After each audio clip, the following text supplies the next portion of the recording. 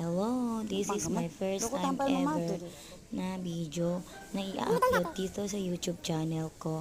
So, please subscribe po.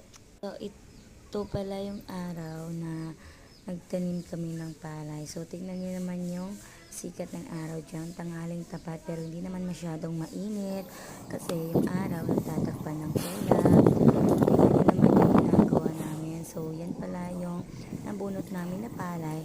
Tapos, itatanim naman namin ulit dito sa may space.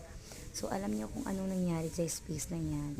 Yan yung tinanim namin, kaso nakain ng scout. Kaya, ayan, tataniman namin ulit para naman maganda at saka para naman marami rin yung ma-harvest namin. So, ayan, pauwi na rin kami that time kasi natapos namin. Tignan niyo naman yung ginawa namin mag-asawa. Sa lahat ng bagay pala is kailangan talaga ng tutulungan yung mag-asawa. Kagaya namin, may nakita pala akong nahulog na nabunot kanina pero yan, kinuha ko at itinanim ko ulit. So, siyempre, kahit mainit, kailangan tiisin kasi wala tayong choice. Kung may pera lang sana, pambayad para may makatulong sa amin, kaso walang budget. Kaya kami na lang dalawa.